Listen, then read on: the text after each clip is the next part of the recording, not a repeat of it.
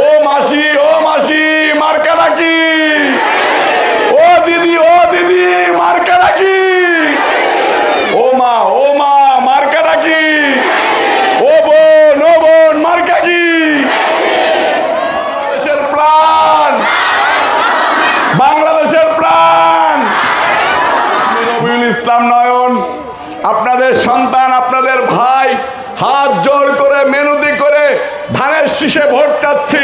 ধানের শীষকে জয়যুক্ত করলে ইনশাআল্লাহ রবিউল ইসলাম নয়ন এমপি হলেও আপনাদের পাশে থাকবে, এমপি না হলেও আপনাদের পাশে থাকবে। আমার শক্তি বিএনপির ভারপ্রাপ্ত চেয়ারম্যান জনাব তারেক রহমান যদি বাংলাদেশের প্রধানমন্ত্রী হয়, আমার আপনার রাস্তাঘাট করার জন্য এমপি হওয়া লাগবে না, মন্ত্রী হওয়া লাগবে না। আপনার চিকিৎসা সেবা দেওয়ার জন্য আমার এমপি মন্ত্রী হওয়া লাগবে না। তারেক রহমান সাহেব দেশের প্রধানমন্ত্রী হলেই রবিউল ইসলাম নয়ন পেরে দেবে ইনশাআল্লাহ। আপনারা চান না বিএনপির ভারপ্রাপ্ত চেয়ারম্যান জনাব তারেক রহমান সাহেব দেশের প্রধানমন্ত্রী হোক? আমি আমার মা বোনদের কাছে ছুটে এসেছি।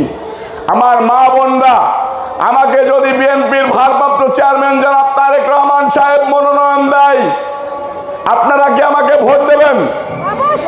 ভোট দিলে হাত তুলে বলেন। জোর করে কারো হাত তোলার দরকার নাই, সকলেই ভোট দেবেন।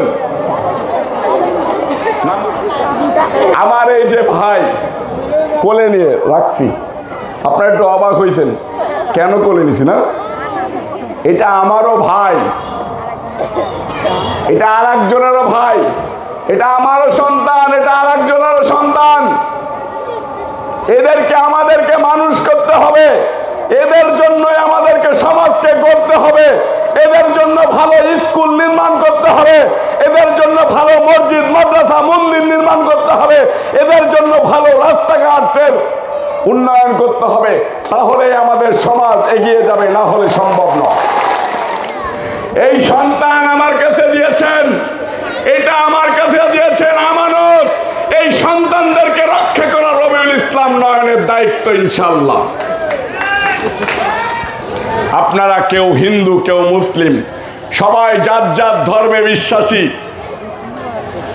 আমি আমার ধর্মে বিশ্বাসী। আল্লাহর কসম খেয়ে বললাম, আমাকে যদি আল্লাহ পাক রব্বুল আলামিন দয়া করে, করুণা করে, মেহেরবানি করে